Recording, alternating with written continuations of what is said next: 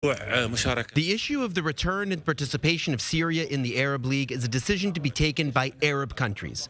The decision to suspend Syria's membership in the Arab League was an Arab decision made by the Arab League, and hence any decision in this regard is taken by the Arab League according to the framework of the League's work. Everything that is related to the Syrian crisis will be dealt with, but in a process that will surely be long. Today is the beginning. The process continues and a lot of work is needed. There must be steps on the ground that lead to an improvement in the reality in which Syria and the Syrian people live. These must be steps that take us forward in resolving this problem and proceeding towards a comprehensive solution for it. Okay. Let's bring in our panel now. Omar al-Muqdad, the Syrian journalist and filmmaker, and Ruth Wasserman-Lande, former member of the Knesset and former co-chair of the Abraham Accords Parliamentary Caucus. Thank you both so much for being with us. Omar, I want to begin with you. Syria's president, Bashar al-Assad, has been isolated politically for some years. What can we expect from him to try and bring back the country into some dialogue? Well, thanks for having me on. Well, in fact, no. The answer is, in short, no. This guy is in direct confrontation with half of his nation. More than 14 million Syrians are displaced or refugees all over the world. So you don't expect suddenly that these people will succumb and say, you know what, it's true that what you have done to us is inhuman, but we will just go and accept you because some regional power said so. This is not going to happen. And let's remember that these efforts to recycle Bashar Assad and present him back to the international communities started a long time ago. And I believe King Abdullah 2 years ago said in Washington, D.C. in one of his interviews, quote unquote, Bashar Assad is there to stay. I don't know what that means. Even so, the guy has committed crimes against humanity, and he's considered a war criminal who killed 500,000 Syrian in barrel bombs attacks in different towns and cities all over the country.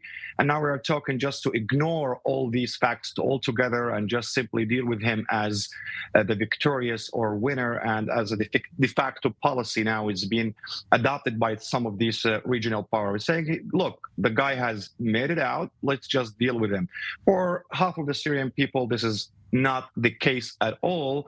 And I think this is reckless to just simply talk about bringing this guy back to the international community as if nothing happened without solving the refugee matter, for example, a political transition issue, the deal with the opposition all over the world. It's not just not going to happen. You can't just jump over all these facts and simply say let's deal with this as if nothing has happened.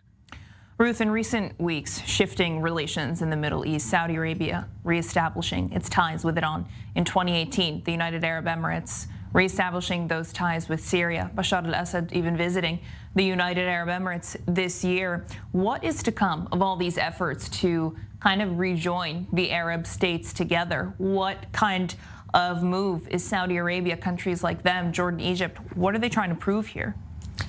I'm not sure that they're trying to prove something. I think that every country has national interests, and it's quite legitimate that countries, for example, like Jordan, would want to try at least and see the refugee problem solved, because definitely Jordan has taken the the heavy weight of a lot of Syrian refugees fleeing from Syria and the quite terrible things that the leadership there has done to them, as we have heard, and coming really to Jordan, which has a tough economic situation, tough infrastructure issues, and so on. This has been a huge weight.